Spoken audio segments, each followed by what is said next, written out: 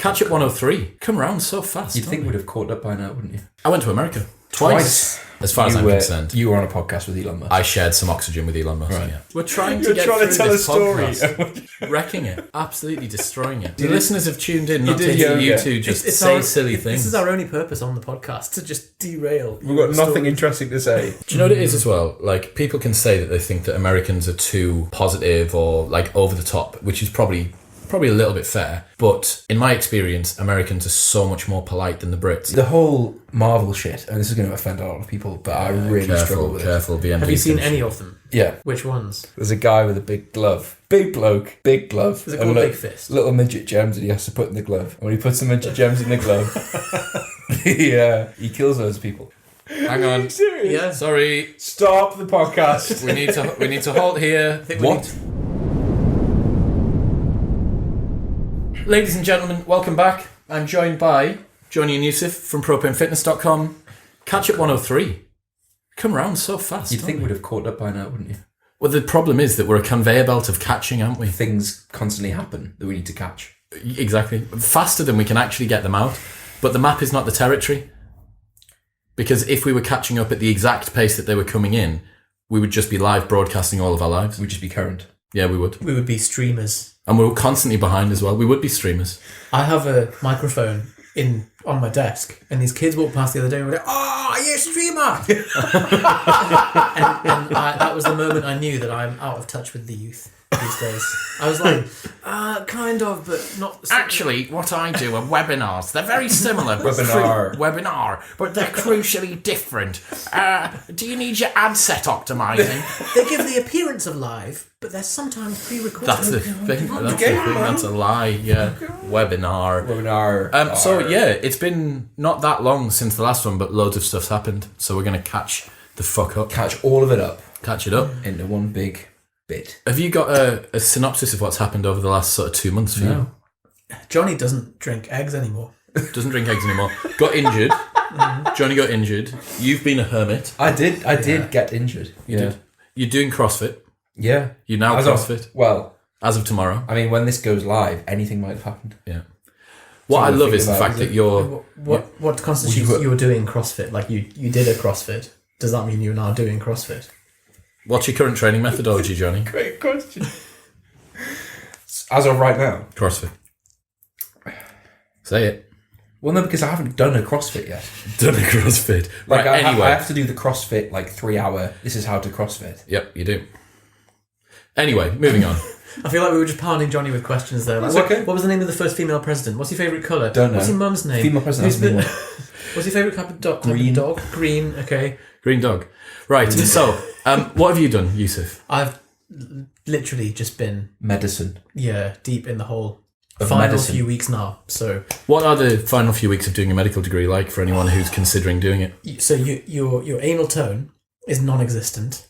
When you say anal tone, yeah, can you describe what you mean? You can't maintain the integrity of your fecal continence. Bum is normally, but instead it's just honestly, farts don't make a sound. Like a windsock. Yeah, and I'm saying that as an analogy for the intense fear that I experience day to day at the moment. So this time last year, I had a heart rate monitor, and my resting heart rate was between 80 and 100 Was that all the time. Withings watch? Yeah. Nokia watch? Definitely didn't give that away from an influencer program for free. Sorry, Withings. So what's the fear? The fear is comprised of having to resit the year. Yeah. It's the $9,000, isn't it? It's the $9,000. Is that it? Yeah. So what if someone gave you $9,000 now and said, if you have to resit the year, we'll pay it? You'd want to use the $9,000 for something else. But you can't do that. I think the NHS pay for one reset. So what are you bothered about? It's a year of my life. So are you bothered about the $9,000 or are you bothered about the year of your life? It's the whole package. All right. So there's two scenarios. Okay. One, you can resit and you can do it immediately, but it's $9,000. The other, Don't do that.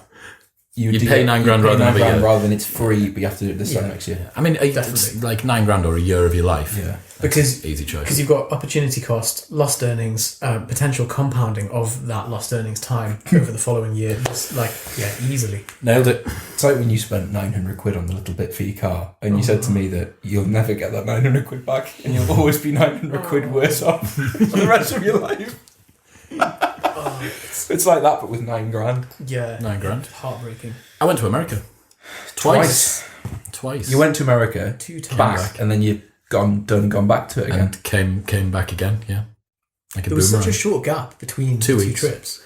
It was like a shuttle run. 2 weeks. What stopped you just staying there? Did you have things to take I'd care have of? I have a life. Dogs to feed, CrossFit. I had CrossFit to do. Yeah. fits to cross. First trip was really cool. Flew out to Redlands to go and film with Ron Ward again. Got to see Daniel and Sean are the two people that own that, and Daniel showed me his fancy new 911 Turbo, which is a terrifying vehicle. Is it supple? Is it supple? Yeah, it's very. Yeah, it's the best. It's lost its. What? I don't get it. I don't know what you mean. That's it. It's a terrible reference to. If anyone knows in the comments. What 911? It's the best. Yeah. This isn't a joke based on 911. Yeah. No. Right. Well, fine. Because you're an Arab. Yeah. Oh, God. We need to be careful. That's here. an ISIS reference. It's a clip from The Dictator. Okay. Cool. We'll wait and see. Yeah. You just giving it away. That's true. Oh. Fucked it. So you did Ron. What did you do differently at Ron this time than last time? So very similar sort of day in terms of filming. They both times actually I did some of their yoga workouts beforehand. So the guys that own Romwod have a huge yoga studio attached to the side of them. And Video Guy Dean should be throwing clips in just as we speak. Are they going to be going? Yeah, exactly. Just whizzing past us. Cool. But the problem is we don't know. We don't know when we're going to be held in that YouTube loading bay. You know, where it's just us and all of the other YouTubers that are doing cutaways waiting to come back. We don't know when that's going to happen. So we're just going to be dropped into purgatory. Do you understand? Took me a while, For but I'm the with it. podcast or for the Romwod? I mean, I suppose we're at so many purgatories all at once. We are. Anyway, so Conveyor belt of content. one of the big differences was I did a bunch of yoga workouts beforehand. A lot of silicon in American yoga studios. A lot of silicon. Hold on. So yoga workout distinct from a normal Romwod workout. Yeah, so Romod's like just yin yoga. They have a huge yoga studio that has 1,000 members or like 500 members or something next door to where we film. Is it branded Romwod? No, so it's the yoga rooms in Redlands. Highly recommended for anyone who's listening from Redlands. So the owners of Romwod Yep. have a separate business. Yes, which is their first business, which is a yoga studio, which has classes which regularly top 100 people. And that just has a lot of silicon in it. There's a lot of enhanced women there. Right. I see what you mean. I Lot was of thinking silicon floors, weird. Just like what? Odd tools do material they choice. use? Yes. No, Yeah. so Hammers, mallets, maces. like their primary market appears to be Big a boobs. heavy amount. Well, no, they're not big boobs, not necessarily before they go. So women maybe 30 to 50, 55, very well presented, fair bit of money. Redlands quite a sort of affluent area. And there's a lot of chests there, like high volume of chests. And I asked, I was like, why? 3 sets of 12. Yeah. Pack deck. 5, 3, 1. Maybe. I said, why is there so many big boobs here? And it turns out that like a couple of the members, their husbands are cosmetic surgeons. Right. They just get so much business from That's that. it. Yeah, it's just Wow. pure. Just a big pyramid scheme. Yeah, that's all it is. There's a guy I follow on Snapchat called the Miami Doctor. Don't know if you've seen him. He's a plastic surgeon in America that just documents all of his like bum jobs and boob jobs and everything. And thank you. He is just he must be raking it in now. He's just got such a big exposure from just live streaming his surgeries. Really? Like live streaming, cutting someone's. People not mind. It's brutal as well. I think he just gets their consent and just, like he does like a before and after. So he brings the camera over to their pre-picture and then goes over to the like freshly sewn up person. But How many the people do bum you job think? is like a big metal tube like that. And he's just going like it's really. It's like, have you ever seen anyone have liposuction? Yeah, really. No. Yeah. Proper scraping it, like Wow. big, like a sword. Yeah, like that's you know it. the sort of thing that you used to sharpen knives with. Jesus You ever seen Christ. those? Do you know what I mean? Yeah. I thought it would be Yeah. more like. I thought it would Precise be thing. more akin to like just whipped cream. I thought it would just fall out. No. You've got to like detach it from the. It's a really. Wow, that's painful. Yeah. So did these yoga workouts, avoided getting too distracted by all of the silicon. They were really fucking hard. There's one of them where they add a load of weight to it. So there's a weighted bar that you have, like a workout bar, probably about 3 feet long. Like a You barbell. No, it's not. It has the appearance of a barbell, but it's only 3 feet long and made of rubber. So I guess just Not silicon. a heavy weighted bar. Might be silicon. Probably everything in there is fucking silicon, actually. So that happened. I feel like we are just The giving derailers. We're trying to You're get trying through to tell a this story. podcast, wrecking it, absolutely destroying it. Okay, so The listeners have tuned in, not to did hear yoga. you two just say silly things. This is our only purpose on the podcast, to just derail. we've got nothing interesting to say. Yeah, that is true. So yoga, barbell, weighted. It was really difficult. Workout bar. One thing that Daniel Sloss said when I was speaking to him was he said that Americans tend to make like a woo noise from the back of the room, and I was like, In yoga? no, just Oh, generally sorry, when right. he's doing his sets, and he's like, it's General really, enthusiasm. so it's enthusiasm, but it's just Nothing but a fucking peanut. woo. It's just off-putting, right? Yeah. Like, he doesn't like the fact that they do it, and he complains at them, and he tells them off, and he's like, look, every time that you do that, I'm going to stop. Really? It's very at odds with the Scottish. Yeah, he's a bit more Mindset. kind of, blunt. And, so he says that he's going to stop, and I was laughing about the fact that they do this, because it's like Ric Flair, right? Remember Ric Flair, the wrestler? Anyway, that was a perfect opportunity to derail the podcast, and you've just totally missed it. So I'm in this yoga class, and he's already warned me about this wooing thing that Americans do. And as it's starting to build up and the intensity of this yoga workout's getting more and more, people start wooing from the back of the class, and they're like, come on, you've got this, you can stay, like if you're doing like a hollow hold or like an ab crunch or whatever, and you're holding it for a little while. And there's people from the back of the class that are wooing. What I noticed was it was a lot of the people who had dropped the hold. And it's like, look, if you've said hold the bottom of an air squat, and everyone's in the bottom of an air squat, and you're stood up and you're going woo, that seems unfair. Just taking the piss. Don't pretend to be a part of the people that are grinding it out. It's not very like deep ujjayi breaths, is it? It's not. No. Like the yoga that We've I've never been. done that in our yoga. It's So it's very, very untraditional. They mix music live. Like they've got DJ decks that they mix music live and loop the music as they build up the intensity. Incredibly well done. Like super, super well done. Best.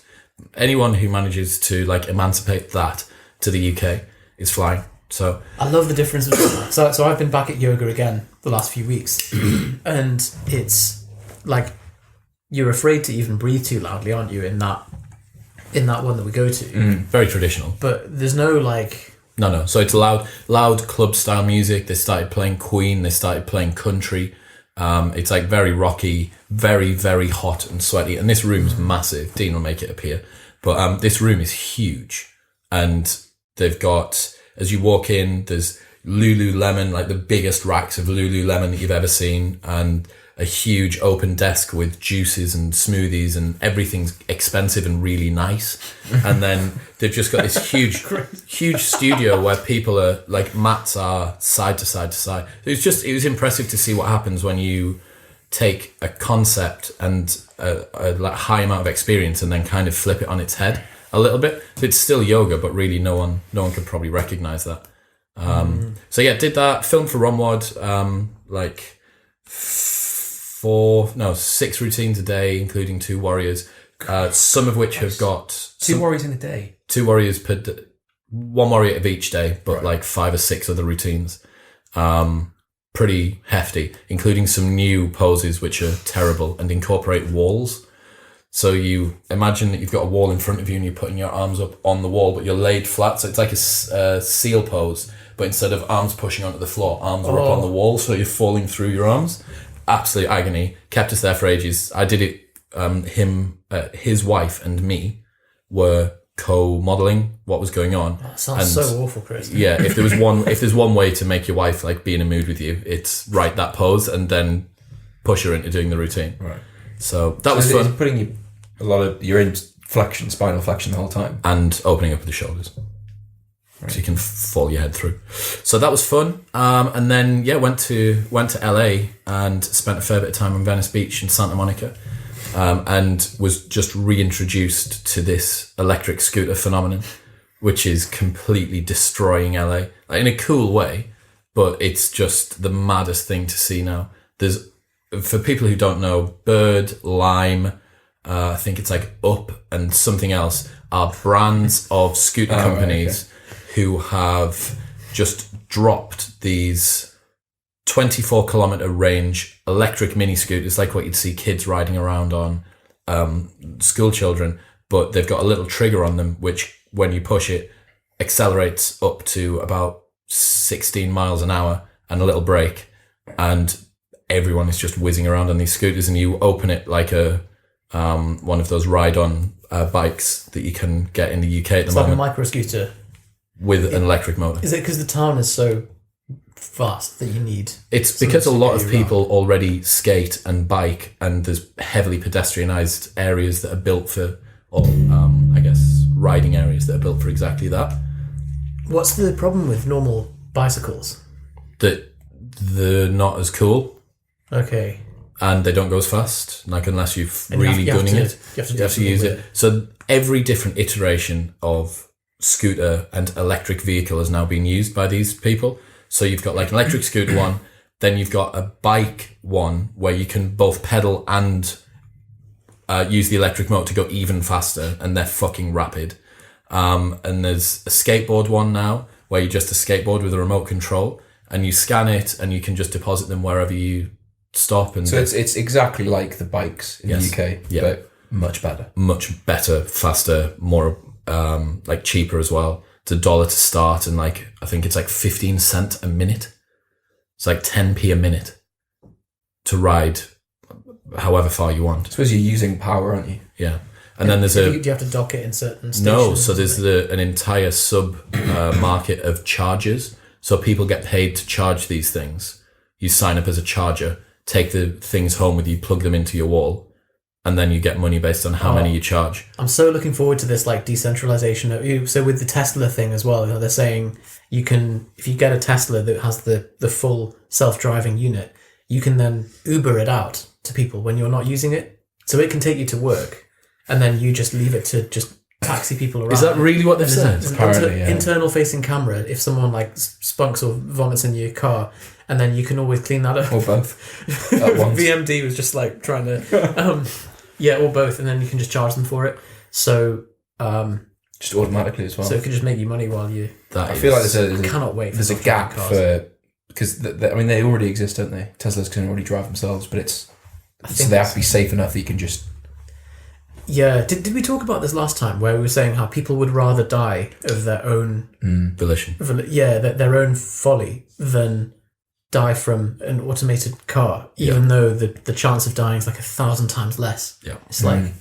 It's just people don't like putting their life in the hands of something. They would much sooner make their own error, wouldn't they? Would you, if you had to have surgery for something, and you were offered to have it done by a robotic algorithm that's got the like micro things, would you do it? I'd want to see with the success rate. Okay, like assuming it had a much higher success rate. Yeah, fine. Would you? I'd want to know how many operations the algorithm had done. Okay, so you're not the pilot patient. Well, so I think that the algorithm's going to learn based off. So the surgeon, let's say, has 10,000 hours of experience. The algorithm may have only seen what's been programmed, but like it's how the surgeon reacts based on the experience in a situation. Excellent answer. That is. Thanks. I'm going to interject here because I can't get out of my mind. This new Pirates of the Caribbean movie, which has just come on Netflix, is fucking shit. Not seen it.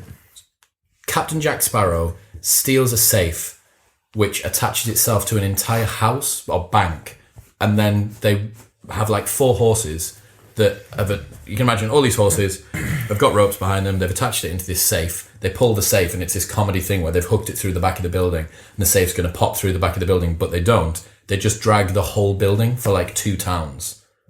And the entire building's being pulled behind all of these horses. Can you understand what I mean? Yeah. And it's just... That's ridiculous. And Johnny Depp has completely lost his mind. Just running around like... Well, it's just, yeah, I mean... Captain Jack Sparrow. The worst thing is that I don't think that he even knows who he is when he takes off the Captain Jack Sparrow thing now. Like, he's been shaving his head and wearing, like, T-shirts with slogans on. He did something a while ago where he, like, smuggled a dog into Australia or something. Did he? Did you see that? It was No. on the news. It was a while ago. Like, I'm sure him and his wife, if he has a wife, this is how out of touch I am with this. Yeah. He was on the news. Do you know what it is, Dean? Dean can't speak.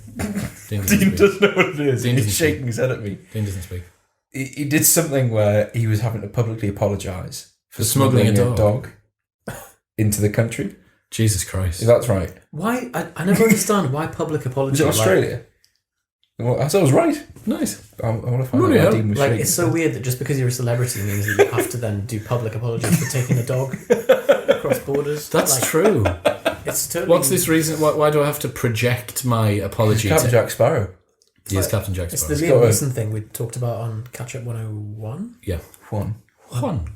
Yeah, that is bizarre, isn't it? Like, once you're in the public eye, anything that you do is now... accountable to all of humanity, like it's a bit... Because you were in a film once. Well, yeah, like, surely taking a dog across the thing, like, that is only between you, the dog, and border control, and no one else. Yeah. The dog is culpable, isn't it? Well, the dog maybe wanted to, but it's still... You're facilitating the dog's crime. Yeah, maybe that's it. It might. I mean, the dog might have threatened him. You know, I'd be like, look. I just can't get over how... photos that'll I've leak. got opposable thumbs. Can't make a threat without opposable thumbs. Yeah. I also didn't like Age of Ultron from Avengers. The whole Marvel shit, and this is going to offend a lot of people, but I really struggle with it. Careful, BMD. Have you seen any of them? Yeah. Which ones? I saw the one where there's a guy with a big glove, and he's got... Iron Fist, is it? Or like Big Fist? Big bloke, big glove. Is it called Big Fist? Little midget gems that he has to put in the glove. And when he puts the midget gems in the glove, he kills those people. This is the one I watched. And he has this really sort of lovely justification for it. And then people with hammers and like there's a bloke with a hammer, he tries to stop him. Obviously Doesn't work, yeah. Bloke with the shield, he tries to stop him. Again, doesn't manage it. Guy with the midget gems in his glove has got a chin that looks a bit like a scrotum, doesn't he? Huge, and it's a big chin. Looks a lot like a scrotum. Do you know what this one is? It's That's called prognathia. What's that? That. Can you just go profile for the... And then retrognathia is the other opposite, where people are like... it's very debilitating. I'd far rather. Yeah, I think I'd rather... Well, one of our friends... You can imagine what it's like, but... Friend of the show who will be listening, Alex Lonsdale, had that, where he had the underbite. The surgery's pretty... Man, when he had that, so you have your jaw... The surgeon comes up and just... just a big right hook. Yeah, and then you have to like... Can you explain what the procedure is? So the jaw is just set anteriorly to where it should be. So the joint is there. That is forward. So they have to just break the whole thing. So they how do they break the things there? I don't know how, they must like... They don't just pop off. I imagine it just goes out. Because my Lego when I had a kid, you can change the hair just by pulling it. Or the head, or the hands. You can't change the hands. Yeah, you can pull the hands out. Can you? Yeah. Oh yeah, but it's just like a stick at the end. Well, it's just that, isn't it? When you're a Lego man, you have a square head with a hole in the top and hands like that. Only thing that would be good for... And feet with holes in the bottom. Only thing that having Lego hands would be good for, giving blowjobs and eating Subway sandwiches. Kipping pull-ups. Or interacting with other Lego. On fat grips. Because all Lego Shake is hands. designed... Like a Lego? Hi there. Okay. Hello. Yeah. Hello, how are you? You'd have to do this, wouldn't you? Hello, how? You stay still. No, ignore that one. You'd have to do this. That works as well. While having the... Whilst your jaw's set anteriorly. What is it again? So the pops off. Take that, snap it, shave some of it off. Possibly. I haven't seen the procedure, but and then just stick it back. Put it back in. What causes that? Is it muscular or is it? I think it's the way the bone sets. Must be structural. Has to be structural. Otherwise, just be like, calm down, mate, and your jaw will go back. Someone I met said that she had a tight jaw, TMJ, and she met someone who was a temporomandibular dysfunction. TMD. VMD. John, I don't know. And a massage therapist told her it was because her pelvic floor was tight and needed to Here we go. release the pelvic floor. This is just we're venturing into the world of chiropractors now. Or like everyone's been to a physio. I'm going to trigger some chiropractors no matter here. what the problem is, Clamshells. Like, it's your glute function. Side-lying clams. Like my shoulder hurts. Well, it could be to do with your glute activation. I'm sure it isn't, mate. So I would love if anyone could let us know in the comments if you're a physio or if you know physios. Why are some physios so faddy? Because you get the physio that just loves kinesio tape and just puts it on everything, regardless of what placebo tape. Sabina calls it. Oh god. And then like X-band walks or single leg glute I bridge. suppose you get like personal trainers doing the same thing, don't you? Like just give everyone like you've got the stability work. The old middle-aged old woman who's very overweight and just gives her like 21s for curls, and you're like, what you want to do? You want to do your partials? No, Once you go to failure, get your partials. 7. And then turn them up there, and then up there. Squeeze it right there. Up, bit more. You got to get the mind muscle connection, yeah. You want to squeeze it at the top. I just want to lose a bit of my belly fat. No. I mean, we're going to get you jacked first, right? So back to America. These scooters, like the best way. One of the problems is this is the only thing I didn't get footage of me riding around Santa Monica and Venice Beach on a scooter. But it was anyone who's considering going to LA. The best way that I've found so far to spend an afternoon is rent one of these scooters and ride from Venice Beach to Santa Monica, which is maybe about a 1 hour journey on this scooter. You go past basketball courts, huge skate parks. You just stop off, grab an ice cream, like unbelievable. Like you're going past this amazing scenery, loads of cool, kind of crazy people there, playing music and just selling street art. It's just sick. Like Sounds it's a lovely. fucking awesome experience. You don't get range anxiety. No, because you can see it on the app. See it on the app. Does it give you a warning before you? Yeah. Okay. You got like a So you don't have to go back. No. And even if you took it all the way to there, you could just get off, get on another one. There's the number of things that you see on the app as well is unreal.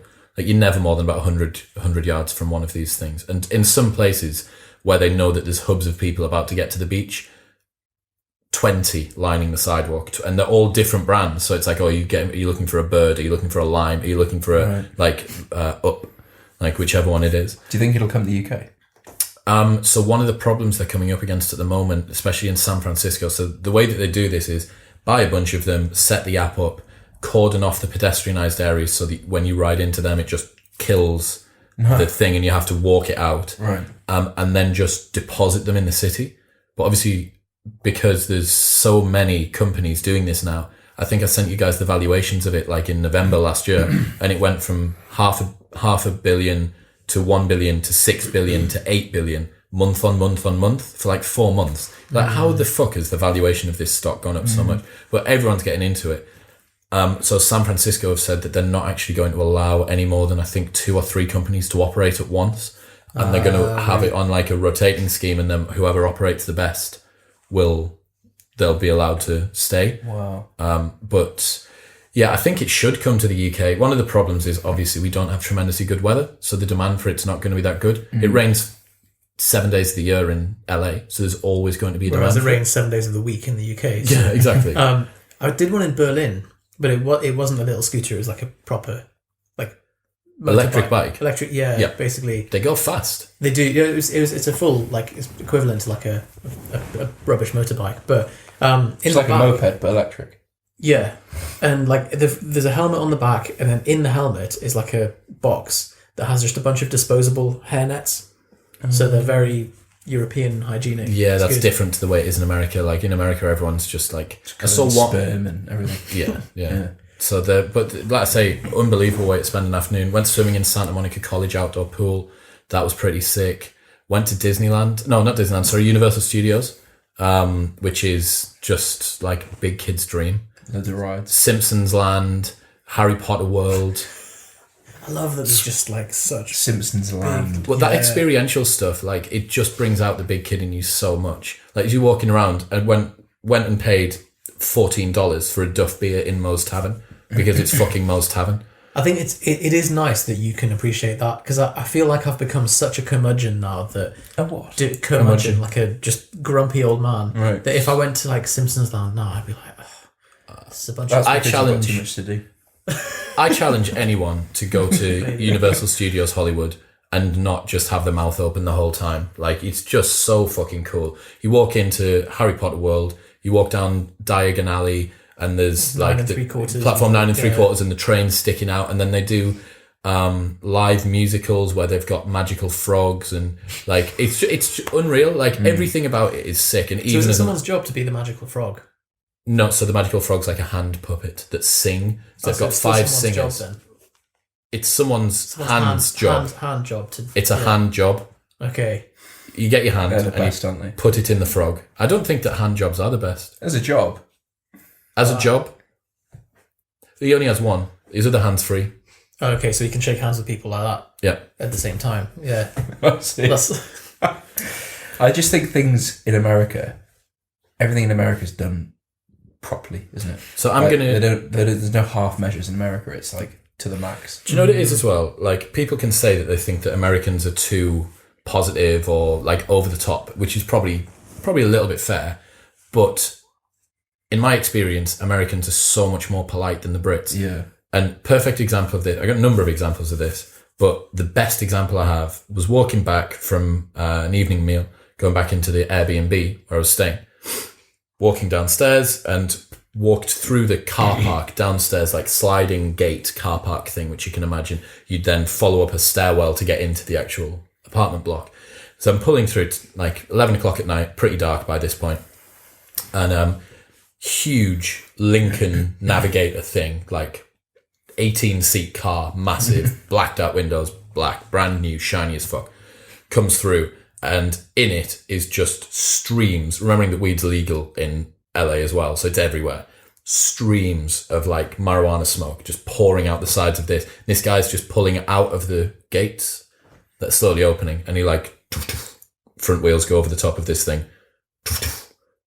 back wheels go over the top of this little thing, look in, and it's a group of black guys, like maybe five black guys, all with hoodies on, hoods up like that, rap music coming out the side of this car, marijuana smoke pouring out, and I'm like, holy fucking shit, like this is, I'm in the downstairs car park of this thing, I'm in a country that I don't know, this, that and the other, and the guy who's driving, who's obviously just bleeped the thing, turns around, bleeps the gate again, so it opens, and goes, "Good evening, sir," and drives out. I'm like, even the fucking thugs here, like really even nice. the people that are like terrifyingly scary are super polite.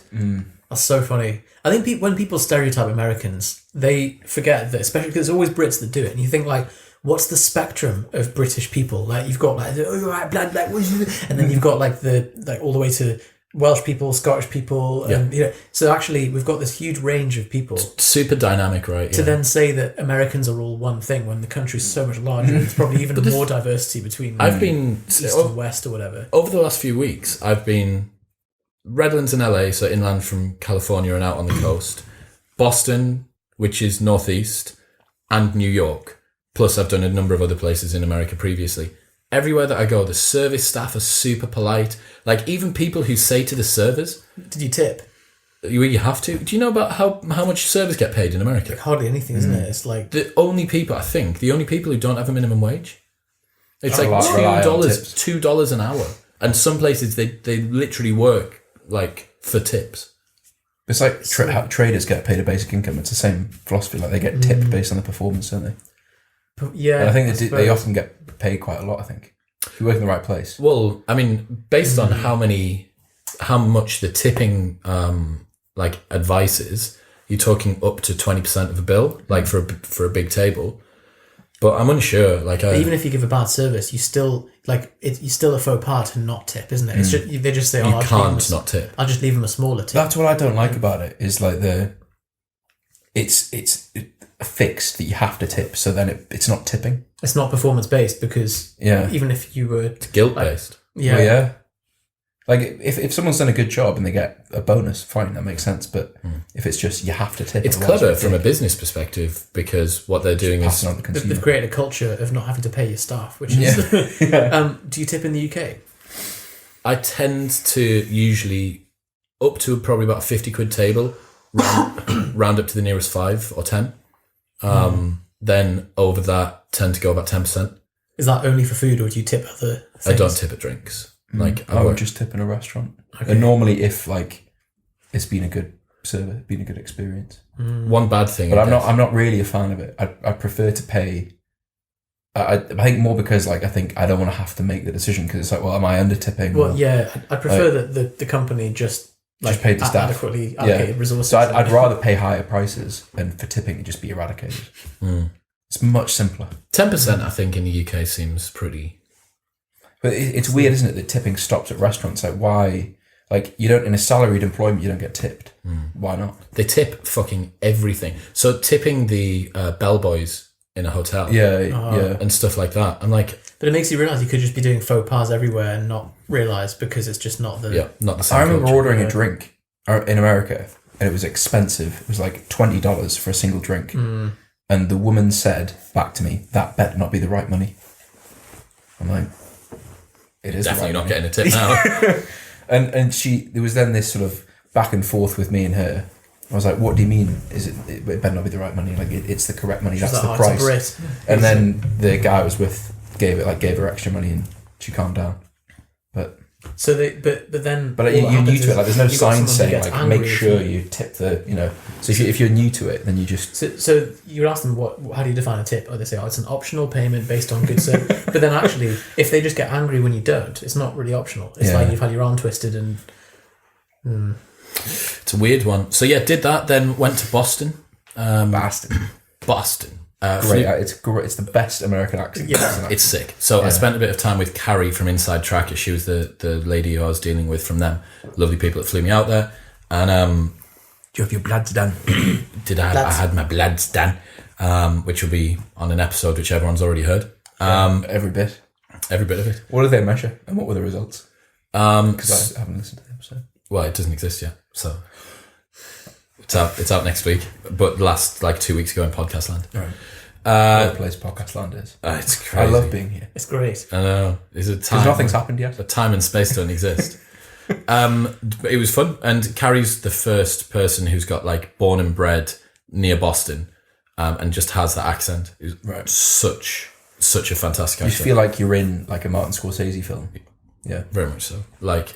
Mark Wahlberg, but really broad. And she's just taking some blood out your Even arm. Mark Wahlberg is in a Boston accent, isn't it? Just saying the name. Mark Wahlberg. Yeah. Mark. So that was fun. Boston's on a lot of water. Reminds me quite a bit of Newcastle. I want to know more about your bloods, man. What do you want to know? Well, what happened? So I was out. You've got a medical student just bursting to know what your C-reactive protein is, and you're not telling him. So they took 10 vials of blood. I got a Quest Diagnostics in California. Took my blood there. You have to fast for 12 hours beforehand. Then they sent the blood off to Boston ahead of me and had it tested ready for my arrival. I had the tests done. Does everybody else have to do this? Travel around so you just have your results sent to you, but I was going to see them at head office to podcast with them. You were discussing it with David Sinclair. David Sinclair, slightly hyperlipidemic, and HbA1c was couldn't wait. So it was a little bit high on lipids, a little bit high on glucose. Free test is a bit low, understandable overtraining, but cortisol test ratio is fine, which is good. I need to eat more soluble fiber. So I saw this on your Instagram, I remember. Yeah, need to eat more just 20 different types of beans. Beans. And you were like, can I have baked beans? And he was like, I don't see why not. Speaking of which, you may have noticed the little koala which is attached to the microphone. For the listeners at home, you're just going to have to imagine what it looks like. It's a little koala holding, I think, a boomerang. Koala. And we need to come up with a name for him. So if you'd care to submit a name for the koala. Chlamydia koala. Okay. No, I don't think that's going to work. They've all got chlamydia. Koalas. Yeah. What? Don't get too cuddly with a koala. They've all got chlamydia. Hang on. Serious? Yeah. Sorry. Stop the podcast. We need to halt here. What? So koalas have a really high Amount of chlamydia. What do you mean? Like a concentration? I Just don't know lots how- of it. Yeah, everywhere. just so much chlamydia. So How do they get it? they must From each other. yeah. Where did it start?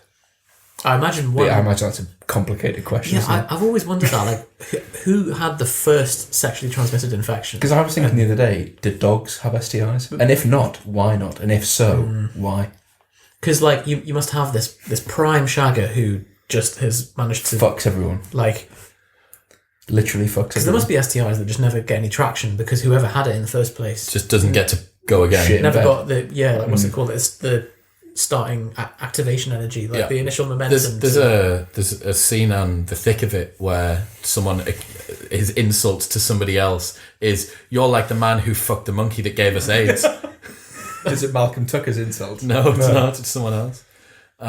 So yeah, the koalas. Let's not call it chlamydia koala, but let's. I can't believe they have chlamydia. It's such a lovely little cuddly thing I know. that you want to hug Look, and hold. this doesn't have chlamydia. Hopefully, This one doesn't.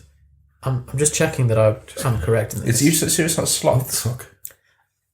So it's not the same one that infects humans, Thank God. but they all have it.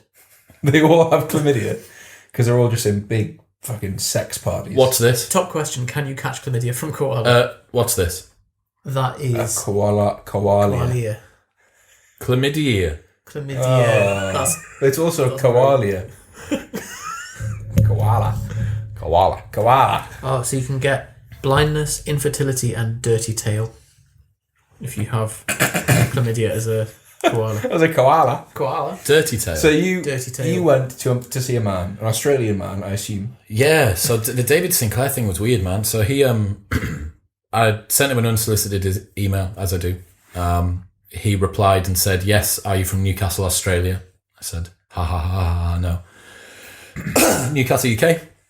Turned out that I was already going to Boston to see Inside Tracker. I said, "Am I all right to come and see you at the same time?" His assistant agreed and then went to go see him. So good. He had someone big in AI in before me, and I said, "Is it Elon Musk?" And he didn't say no. So as far as I'm concerned, you were on a podcast with Elon Musk. I shared some oxygen with Elon Musk. Right. Yeah, exactly. So you have too much glucose and too much fat, and not enough fibre, and not enough testosterone. You kind of essentially, And you're too old. Your inner bits are too old for your outer bits. No, so it's not a telomere length test, which I'd love to get done. A telomere length. Would you care to explain what telomeres are, please? Yeah. Hit us up. So there's a end bit to part of your DNA structure that how long it is one of the biggest correlates with how long you're going to live, assuming you're not hit by a bus or something. Okay. And meditation and yoga extend it. I think Tai Chi particularly like stops telomerase, which is the enzyme which cuts it away from. Yeah. So Right. there is a like an actual life lengthening thing of it, and I think kids who have been exposed to violence at a young age have shorter telomeres. So that is a very accurate way of looking at your inner age. But what Inside Tracker do is they aggregate all of your markers, and you can imagine that would be the same as Whoop's recovery, perhaps, where it aggregates a bunch of different markers and gives you a single output. Johnny's he's away from Whoop now. It's a new Fitbit. FB. Does my heart rate and everything. So the reason that I'm over-aged with regards to that is that my glucose, there's a lot of weight towards glucose, which is easy enough for me to bring down. Well, sugar's really addictive, isn't it? It's anyone who has a high carb diet though is a difficult one to I'm get into. joking. So David Sinclair, yeah, like the guy has an Australian knighthood, like the equivalent of a knighthood, but the Australian one where you don't change it's not a change of title, you don't get a sir or But whatever. you're a knight. That's rubbish, but I thought that's the whole point of a knighthood is you get. Well, No, that's it's like being a Jedi knight. the British one. Yeah. Okay. So he had that, and I actually used the little medal thing to prop my phone up to record our podcast. His wall's just filled with awards. This guy's like, Sounds like a machine. He's a monster, man. Rate of output. Yeah, he says anti-aging. He's in like the life extension longevity world, yeah. But he bridges the gap between academics and business. So he doesn't just discover things for the purpose of discovering them. He tries to bring them to market, right? Which is he's Tony Stark. He's literally Tony Stark when it comes to that. Yeah, unbelievable, man. And he was saying that for about 4 weeks, a couple of times a year, him and his wife become millionaires. And then, because he'll come up with some new discovery, have the patent for it, have the discovery trademark, and then once he gets the money in, build a company, spend all of the money starting the company, and then just go again. I mean, if it's reliable, like if he's doing it over and over again, then just wait for the next one. Well, he's not. This is constant. Yeah, but if he's constantly becoming a millionaire, there'll be a time when he becomes a millionaire. So I've had enough now. I'm not sure that there is. I think he said this is the reason that my wife bites her nails, because he just constantly plays around. She's ragging the bank account, throwing it off the walls. Whiplash. Seeing that graph on Monzo would be like up and down. Yeah. I hear constantly that like the self-tracking wearables world, like that's where there's going to be the most jump in and advancement. You know, like it won't be long before there's an implant that you wear that monitors your markers. I think it creeps me out. I think that'd be fantastic. Waking up and there's an app. You're a chartered accountant. Yeah, just give me graphs and data, charts and trends. The price you pay for that. There's a guy who did a really haunting video about what's it called, 23andMe, and the DNA analysis stuff, saying that you only need a certain critical mass of people to do it, and then you can draw these inferences and you can use it for forensic things. So if someone's committed a crime, you can then find who it is through like 3 levels of relationship. And so like he was saying how they basically some intelligence agency found who committed this crime just from Googling DNA data. Jesus. And finding like 3 people who it could be, and then speaking to their family. And this is one of the problems, I suppose, that everyone has with this constant surveillance thing. It's that the price that you pay for more data that you can use is more data that can be used against you. Mm-hmm. Yeah. I've got nothing to hide is a fantastic way to feel about your data being collected until you have something to hide. I think it's just it's looking at the motive. So it's the means and the motive, isn't it? So like someone has Facebook have your data, like they can use it against you, but like why would they want to? Yeah. Well, it's not that they wouldn't, but it's more like what do they stand to get out of it? Yeah. And you might become a person of great political influence or whatever, but I just think on balance it's unlikely. So why do you think Zuckerberg has tape over his camera? I didn't know he did. So when he was in the court case, like there was a shot of him on his MacBook. He has tape over his camera. Yeah, and they were like, Zuckerberg's taped over his mic. And when you see something like that, I found that quite worrying. You should put tape over your camera. I mean, the main thing for me is that Steve Jobs, inventor of the iPad, didn't let his kids play with iPads. Yeah, that's another. Is that for data reasons, or is that because he doesn't like the idea of the? It's because they're addictive and they're horrible pieces of technology that destroy people's ability to focus. That's why. It's a tough one, isn't it? They've tapped into like a deep, just the way that we work. They've layered something onto us that reverse engineered it. Yeah. Do you ever think who would you be without screens? If no one ever showed you I don't think about it. No. Like, I think because the world is so linked to screens, it'd probably be quite difficult to live without screens. Yeah, you'd probably end up. No, but in a different iteration of the world where there weren't screens and there weren't iPhones, what sort of a person and personality would you be? What would your resting thought processes be like? What would your brain be much like? calmer. I hate it, man. I hate frenetic. It so much. You know. I think GDP would be lower. Yeah. Oh. I think the output of the world would be much less. Harder to communicate. Unless everyone just delivered really good services because they're all like doing super focused, reading books and training, and then well, but it'd be harder to get those services to people. Yeah, but then Amazon, for example, just have a bloke with a bike, wouldn't you? Yeah, you'd have to write a letter to Amazon, request a. Excuse me, can you use your drone to? Well, you do that. Fucking hell! I was reading Morse code. No, that was right. I was reading about Amazon's future logistics plans. Have you read this? with the drone stuff. Yeah, so with drones but more so with just traditional postal service at the moment. Right. So just buying up fleets of planes, like Jeff Bezos is buying up fleets of planes. And they were comparing them and, is it the American Postal Service? Are they the big ones? I think the American Postal Service have got nearly 1,000 planes and Amazon have 63, but they're just growing them. Yeah, just consuming. You've seen the clip of the drones being dropped out the back of an Amazon plane. And then going to go and deliver parcels. Yeah. So that's another thing. We've all seen the video of like the mock slaughter bots. Yeah, we've talked about that a few times. They're pretty scary. There's a really interesting podcast. Naval? No. Oh. It's called Masters of Scale. You heard of it? The guy called Reid Hoffman. Yeah. He interviews the founder or the first guy that like made a DIY drone. So like took the military technology and just talks about turning like his kid's Lego plane into a drone and gets it to fly itself. And he's playing with his kids in the playground and he gets this plane like for a few moments to fly itself. And his kids are like bored now. And he's just like standing in this park for ages because he's like, fucking hell, like what have I just done? Because I'm sure like the software is so duplicatable. Yeah. And you can 3D print like, that's why it's such an inflection point because we could just... Well, the podcast just talks about how there's such this, like when you think about it, it is a tiny little robot that can fly in the air.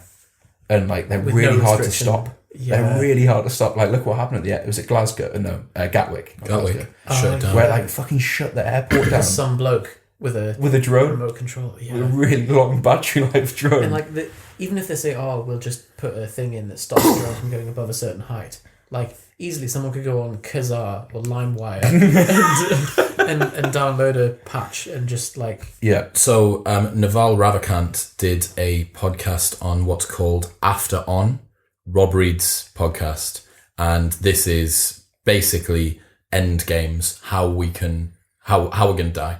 So is it drones? A lot of it, there's a lot of stuff to do with drones. Very super intelligency. A little bit super intelligency, but their main thing is this synthetic biology, that they're going, and their problem is that with CRISPR now, people can recreate plagues and H1N1 and H3N3 is that fucking podcast, isn't it?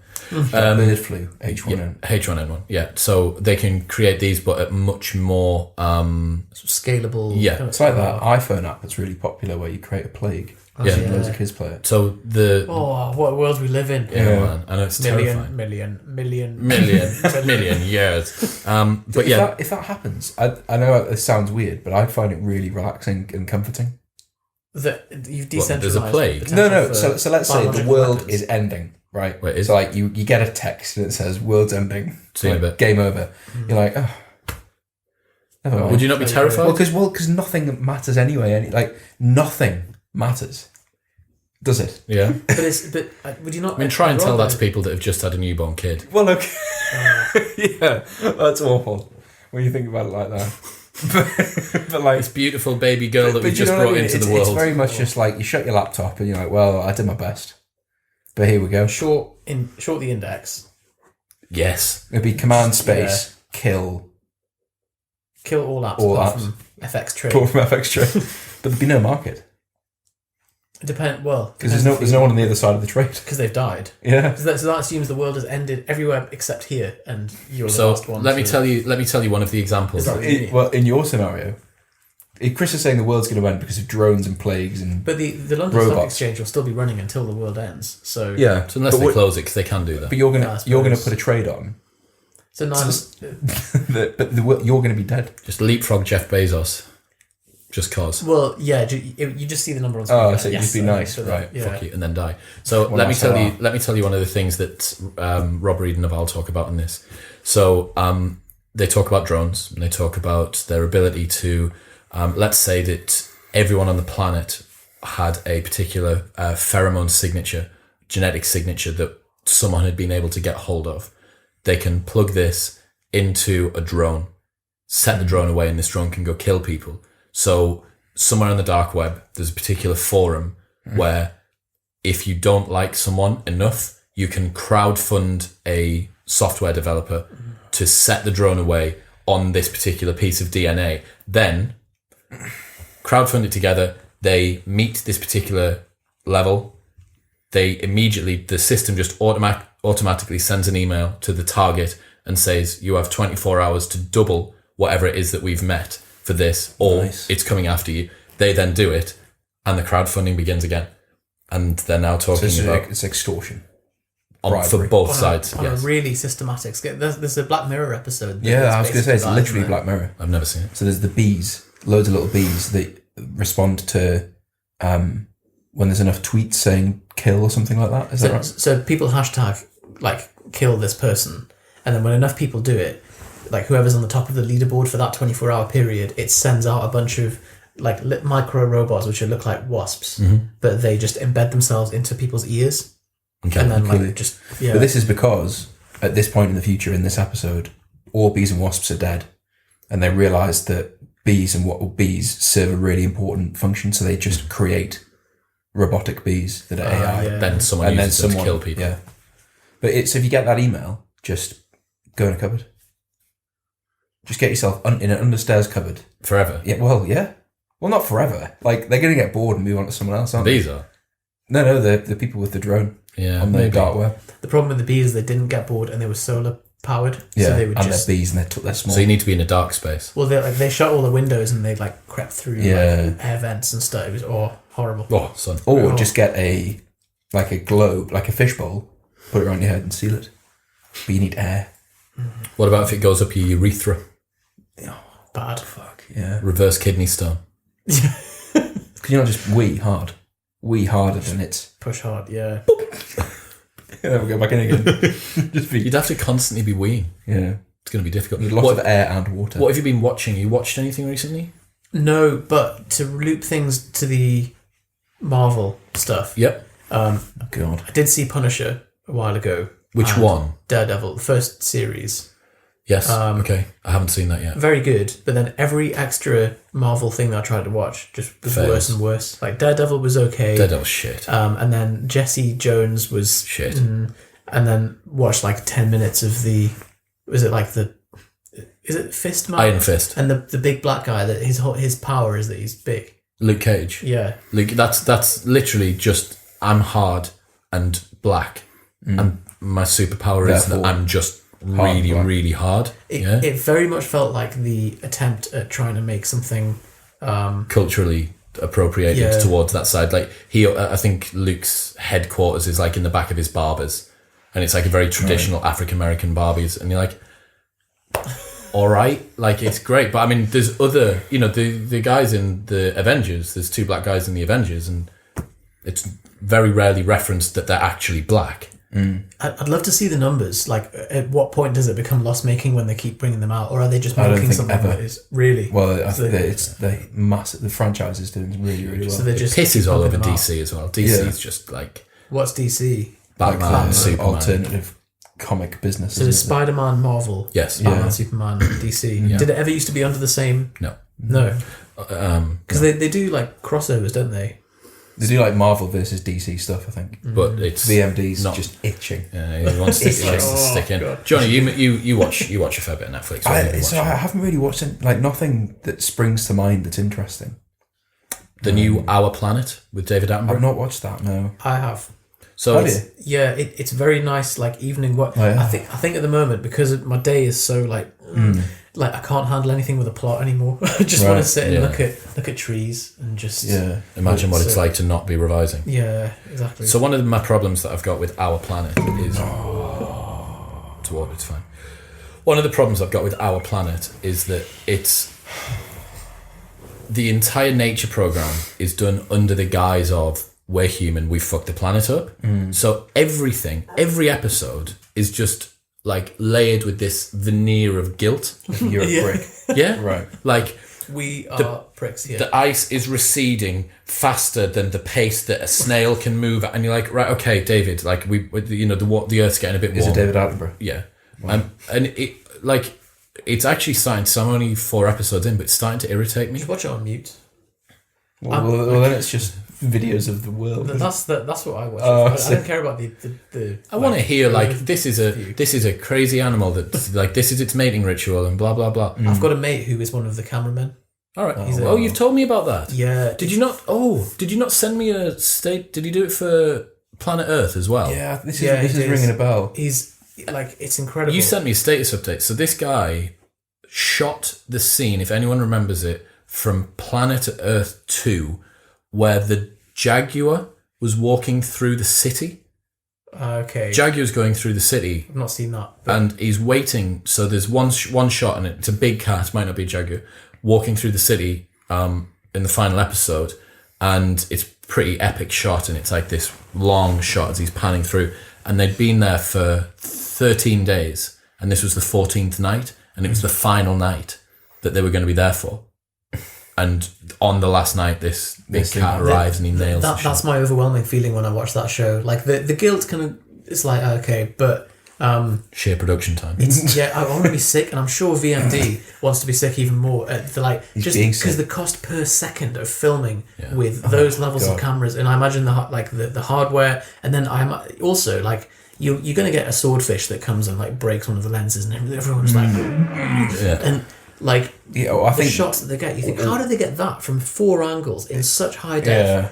Like, how long were they filming for? Yeah. Also, I imagine there must be this when something's happening, and you're focusing on getting it. You're thinking like, oh, if I fuck this, I hope I'm recording, or like, oh, I've done running out of battery, or something like that. Like, you imagine it just must be disgusting. Why you just can't. If you trip over David Attenborough's foot. Like while you're tracking, so you're panning along. The dolphins, after 13 days of watching, the dolphins have finally arrived, and as you're going along, you like trip over David Attenborough. He's having a banana. He's having a sit down. He's standing there in the Arctic with dolphin. Does David go to the places? Surely he's just in there. He goes to some of them. He does go to some of them. Does he? Yeah. He's seen some shit, hasn't he? Yeah. Yeah. I like that man. He's seen likable. a lot of nature. Did you see? This is really morbid and terrible, but like every time that someone famous and old dies, there's always a tweet which goes viral which says, "What the fuck is happening?" # someone get David Attenborough. Someone get home. Like check on him. Someone check on David Attenborough. But he's just like on safari somewhere, isn't he? Yeah. Like fending off. Yeah, I can't imagine David Attenborough's like standard Sunday morning is the same as normal people. What do you think he does? I just imagine he's always like on an expedition. Yeah. Fending off tropical diseases. Yeah. He's probably still just like... Actually, David Sinclair needs to study David Attenborough. Like, and they're both nights. One's a night of Australia and one's a night of the UK. And if David Sinclair could work out what's keeping David Attenborough alive, secret to his longevity. Yeah, exactly. Nature. I wrote some things down on my phone For catch up. It was this morning before I did my Go WOD. Nice. No. We've got life hacks next. Yeah, I've got life hacks. Although life hacks will probably be. Did my first 5 kilometre run. How was your first 5 kilometre run? Really, really fucking difficult. Okay. You did Fran? I did do Fran, but I can't do a thruster. I have not got the shoulder mobility to get into a front rack position at the bottom of a front squat. That's years of bench for you there. So I had to do a behind the neck thruster. I can't wait. So we're doing, for the people that are listening, this will be in the past now, but me and Jonny are doing his CrossFit on-ramp tomorrow. Jonny thought that it was going to be someone putting him in a pair of water wings and a special helmet and saying, so this is how you do a squat. That's honestly what I thought. It's not whereas that. what it actually is a 2.5 hour training session where there's some movements demoed and then metcons that use those movements interlaced in the workout, like the overall metabolic Is it a standardised thing? No. Okay. So just whatever this bloke fancies. Yeah. Oh no. And the guy that's taking it won't be tremendously gentle either, I'm afraid. Really good knowing you. It's called Nathan. Nathan, yeah. He's a big dude though. I think if it gets jacked. too much, I'll just attack Nathan. I think. Do you think he'll win? Enter I battle think that, mode. yeah, and I wouldn't back you to I think if I grab a hold of him and get him to the floor, I'll win. But I think if it includes any movement, he'll win. Okay. What else have you done? Well, so while I'm doing CrossFit, stop powerlifting. Let us have a moment of silence for Johnny's powerlifting career. So yeah. For now.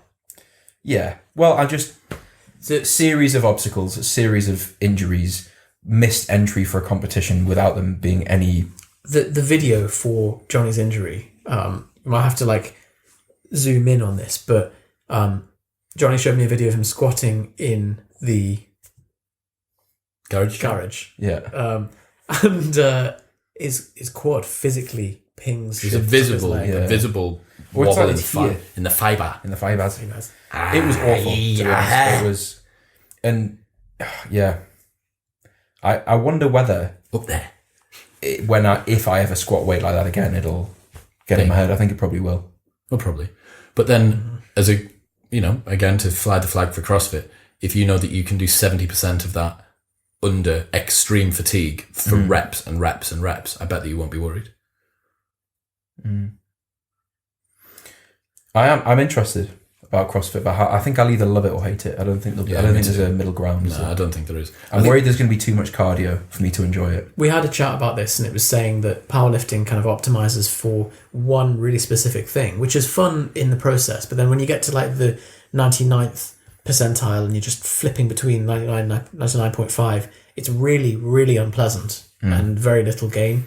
Whereas doing something like CrossFit, even if it is a bit cardio biased, you just feel like an athlete again. You just feel like you're actually... So the biggest thing for me is that I've stopped enjoying training. Yeah. And like it used to be something that I loved doing. Like was my favourite part of the day. And at the moment, the thought of training is like... So for the perfect example of this, I've been injured, pretty badly injured now for 7 or 8 months. And I'm still going into the gym to do a special needs version of CrossFit because I want to train. So I look forward to going in and getting after it. But yeah, it's a different sort of... Because I remember the CrossFit episode that we did on our podcast where you'd moved from bodybuilding over to... That excitement, and man. you're still doing it. 2.5 years, yeah. So we'll see. What else has been happening? I went to see Ant Middleton. Is that the guy that does it with Deck? No. Have you seen... Is he the one in rehab? No. That's Deck, the one in rehab? No, so it's not Ant and Deck. Okay. Right. Ant Middleton is the presenter, one of the presenters on... I'm a Celebrity. No. This is like the David Goggins. Who the fuck is David Goggins? Shut the fuck up. No, it's he presents the SAS Are You Tough Enough thing. Cool. Former Special Forces guy.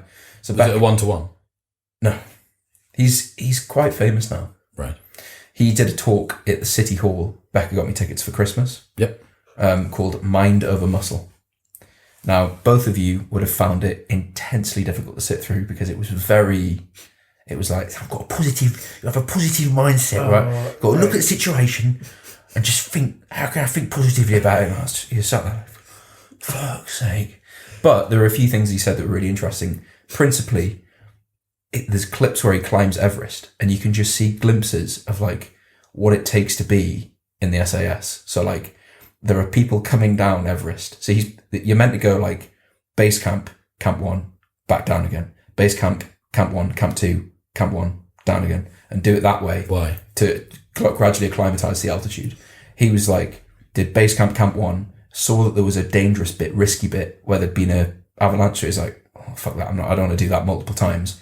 I'll just go base camp, camp 1, back down again, and I'll just go to the summit.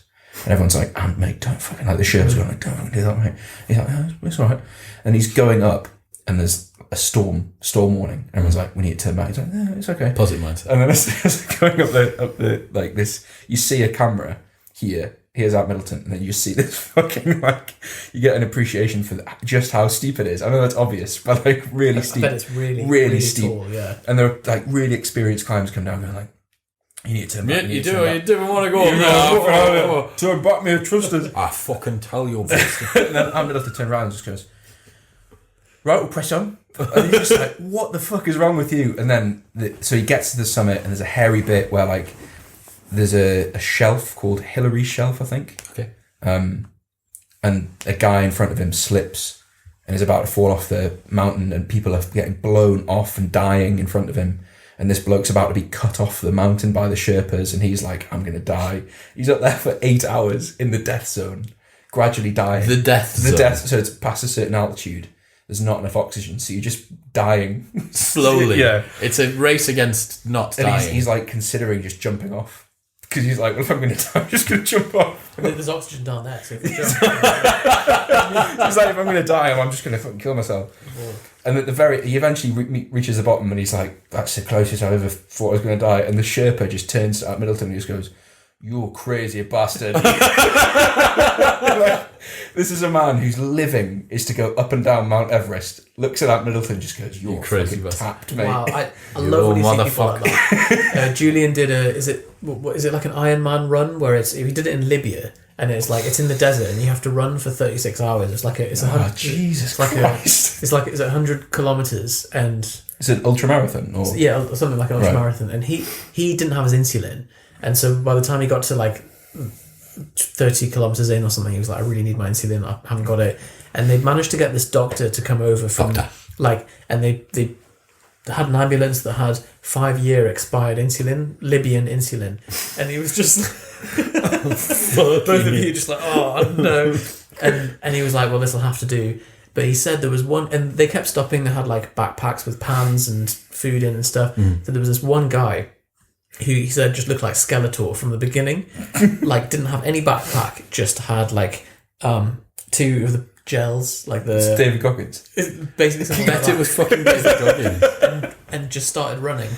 And that was it. Like, didn't take any breaks, didn't sleep, just kept running for the whole thing. And his time was just vastly different to the next person down. There's a good documentary about Courtney DeWalt, the current ultramarathon record holder. Right. And it's her doing a trail run for 250 miles, I want to say. It's available on YouTube, brand new one.